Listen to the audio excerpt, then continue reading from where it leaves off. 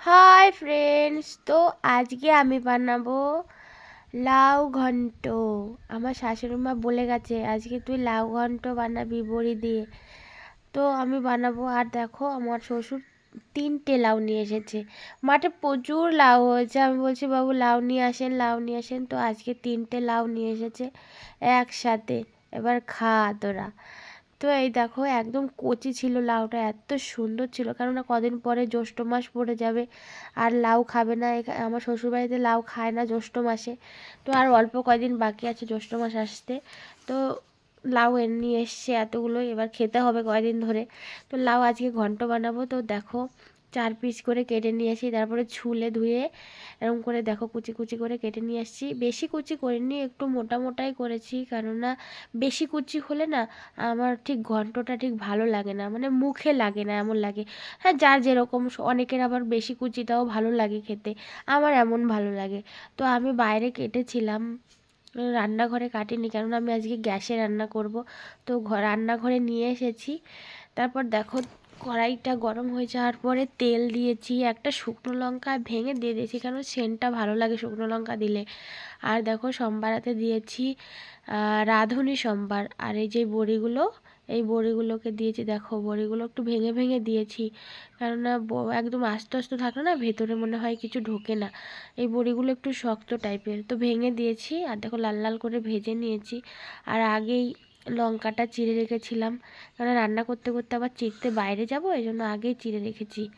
তো তেলের উপরে দিয়ে দিয়ে দিয়ে একটু হালকা নেড়ে চেড়ে তার উপরে একটু লবণ ছিটিয়ে দিয়েছি পরিমাণ মতো, আর হলুদ দিয়ে দিয়েছি। আর কিছুই মশলা যাবে না এর ভেতরে, শুধু এই লবণ হলুদ আর বড়ি, এই একটু আদা দেবো লাস্টে।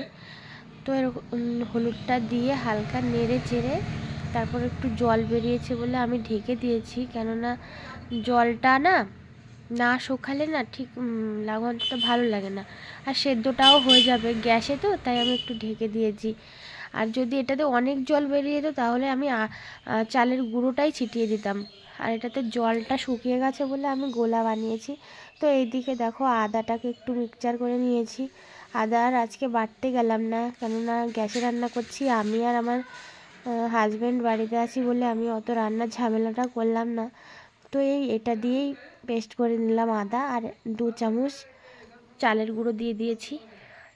এটাকে তোমরা মানে লাউটা না এটা না দিয়েও খাওয়া যায়, কিন্তু এটা ঘন্ট বলে এটাকে আমরা এই চালের গুঁড়োটা দিই। তো দেখো ঢাকনা ওঠানোর পরে না কত সুন্দর মানে গলেও গেছে, আবার জলটাও শুকিয়ে গেছে। অন্য অন্য দিন লাউ বেশি থাকলে অনেক জল জল গলে, আজকে অল্প লাউ ছিল বলে অতটা জল গলেনি। তো এটার মধ্যে আমি ওই গোলাটা দিয়ে দিয়েছি, একটু আদা দিয়েছি, কেননা আদাটা লাস্টে দেবো, কেননা আদার সেন্টটা বেশ ভালো লাগে, এই জন্য লাস্টে দিই ঘন্টতে। আর অন্য তরকারি হলে প্রথমে দিতাম, ঘন্ট আমরা যে কোনো ঘন্ট, শাক ঘন্টতেও আমরা আদাটা লাস্টে দিই। তো এরকম করে আমি বানিয়ে নিয়েছি, আমার শ্বশুরবাড়িতে এরকম করে বানাই। তো তোমাদের কারো যদি এরকম করে খেতে ইচ্ছা করে আমার এই ভিডিওটা দেখে তোমরা বাড়িতে বানিয়ে খেয়ে নিও। আর দেখো রান্নাটা করা, দেখো কত সুন্দর গাঢ় গাঢ় হয়ে গেছে। তো যাই হোক, সুন্দর করে রান্নাটা করে নিলাম। এবার দেখো ধুয়োতে ভরে গেছে, তারপর আমি নামিয়ে নিলাম। দেখো কত সুন্দর একদম আঠা আঠা হয়ে গেছে ঘন্টটা, আর খেতেও বেশ টেস্ট হয়েছিল। আমরা তো আমি খেয়েছি, আমিই বলছি।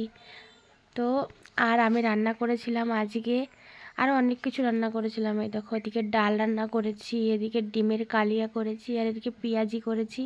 সকালে করেছিলাম পেঁয়াজিটা। তো তোমাদের এই ভিডিওটা